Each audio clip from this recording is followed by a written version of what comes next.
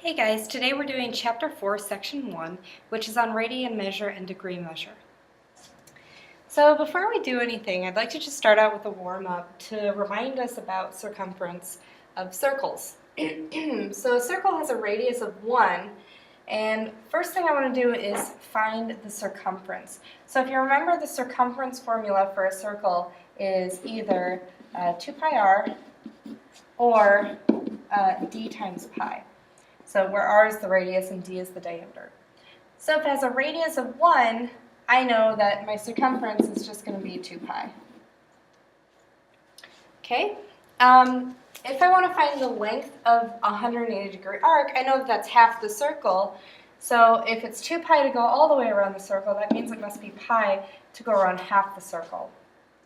If I want to find that 45-degree arc, well, thinking about my circle here, if I'm doing a 45 degree, that's like splitting my circle into 8 parts. So that'd be like 2 pi divided by 8, which would be pi over 4.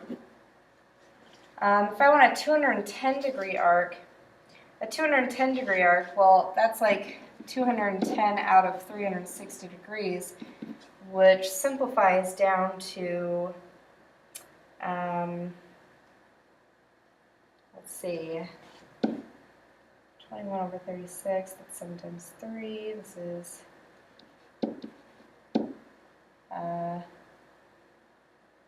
3 times 2, it's 3 times 2, so be 7 over 12, so that'd be like 7 over 12 times 2 pi. So, be 7 pi over 6. Okay.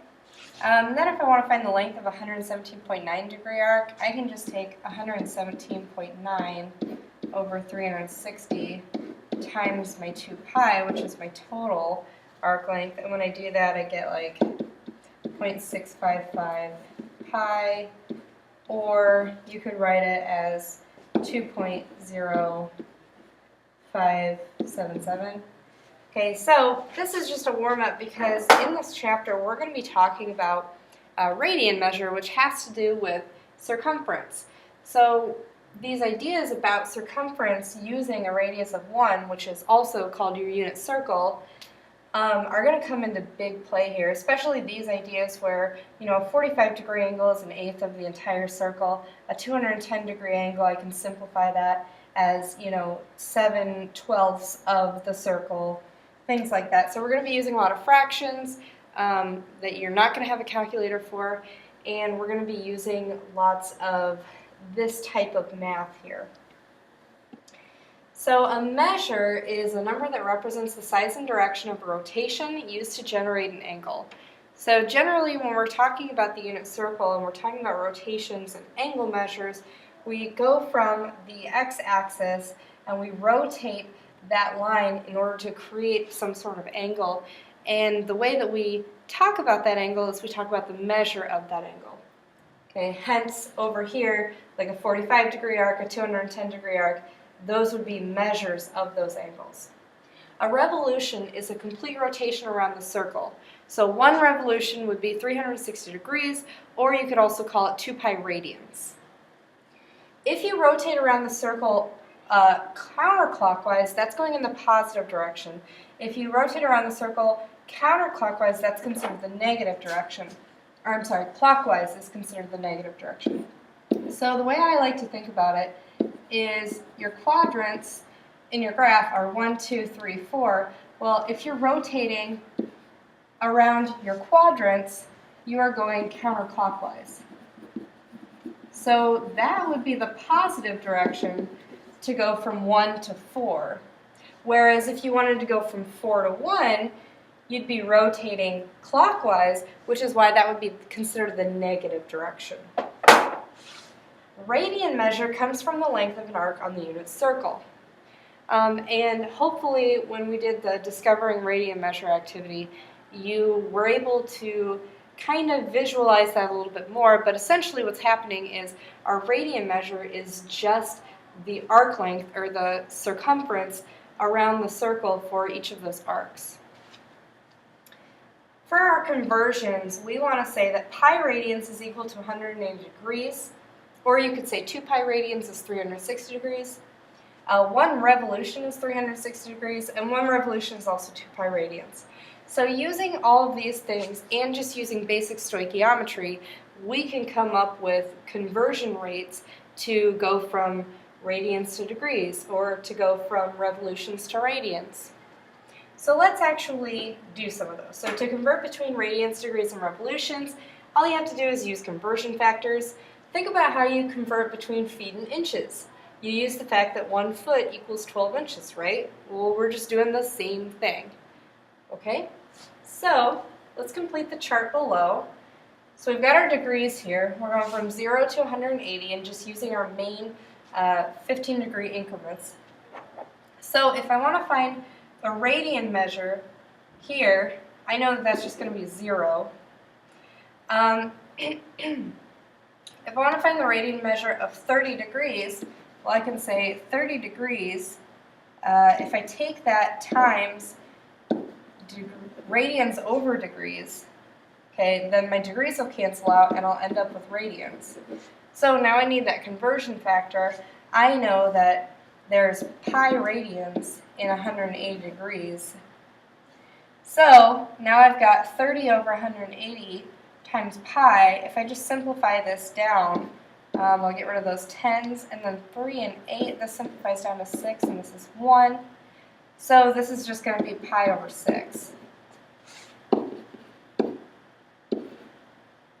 Okay, so that's pi over 6 radians. Okay, my next one, I'm going to do the same thing. So I've got my 45 degrees. If I multiply that times pi radians over 180 degrees, well, again, 45 is just a fourth of 180, so this is just going to be pi over 4.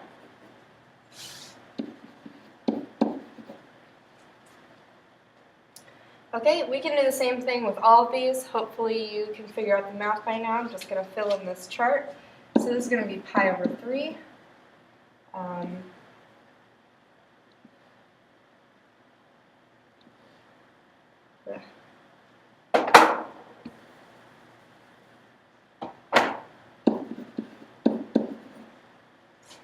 Okay, this one's going to be pi over 2. This one's 2 pi over 3. This one's 3 pi over 4. This one's 5 pi over 6. And this is pi. Over here, when we want to go from revolutions, or from degrees or radians to revolutions, we can just use that conversion rate now instead. So remember that I could pick either of these. I'm just going to pick my degrees. So I know that 1 revolution is 360 degrees. So I can say for 0 degrees, that's just going to be 0 revolutions, of course. For 30 degrees, if I go from 30 degrees, and I need to divide by degrees, and I need to have revolutions on top, well, 1 revolution is 360 degrees. So now I can go through and I can simplify this. So I'll cross out my zeros.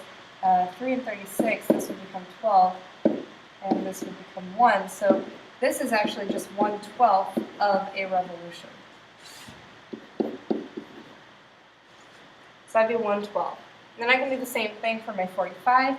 So I can say 45 degrees times 1 revolution over 360 degrees. If I take 45 divided by 360, that just simplifies down to 1/8. So this is just 1/8 of a revolution.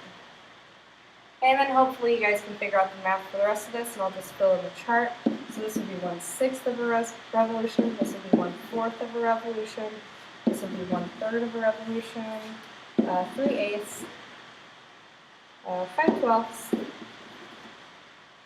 and 1/2. Alright, so that is everything for section 1 on radian measure.